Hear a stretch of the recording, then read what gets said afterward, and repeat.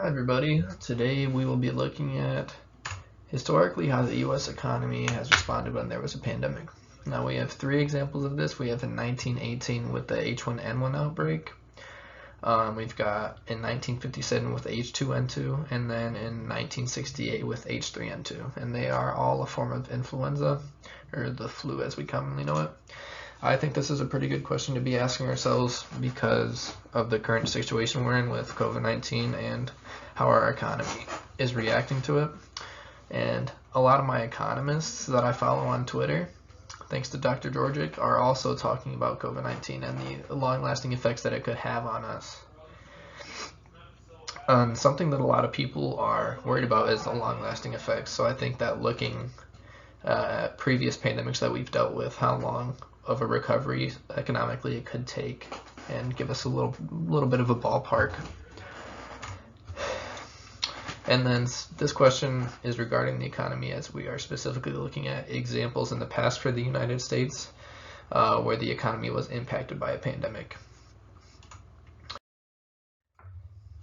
So my answer to this question, pandemics generally negatively impact the economy, as we see like right before 1920 with the H1N1.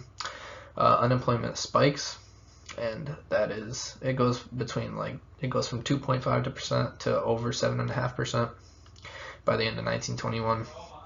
And in 1957 we can see that right about here unemployment starts to climb as well, due to H2N2. And then in 1968, let's see, right about here, it's also a pretty big spike in unemployment, though not really many are more evident than in 1918, but they still are present.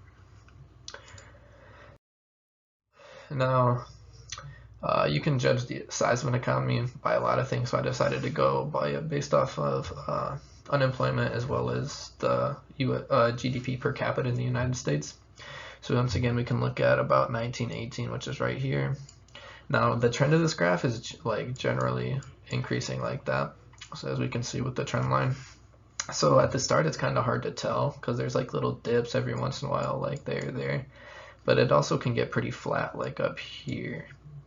So that can like dictate whether the economy is like stalled temporarily or if there's dips like we see in the Great Depression right here. So right here for 1918, we can see that it's relatively flat. It's kind of as expected based off of this trend, but as you go to like 1957 with H2N2, let's see, 1957 right about here, it goes away from the trend line and it actually stays pretty constant for a little bit, indicating that the US GDP per capita kind of stalled and stopped for a second, which may be caused by the H2N2 virus. And then we can look at for 1968, which is towards the end of the Vietnam War, like right about here. We see that it goes up and then it dips down for a little bit. Let's actually get a better look at that. So it kind of dips a little bit, as you can see there. But overall, I think it's more, you can see better when we're looking at unemployment rates. So looking at some limitations while I was doing research on this, I found that there are a lot of things that can impact the economy rather than just a pandemic. Like this year, where we have an election year actually. So yeah, if you didn't know that, which can also impact the economy and people might not invest as much.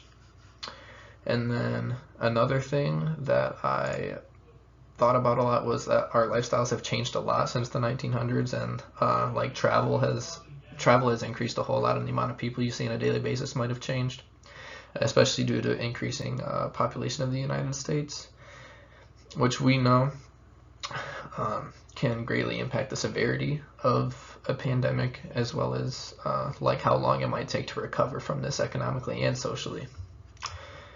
So these are some of my sources for my visuals. I got used two different sources since I had the two different graphs, and then just some other information that I got from these three sources right there.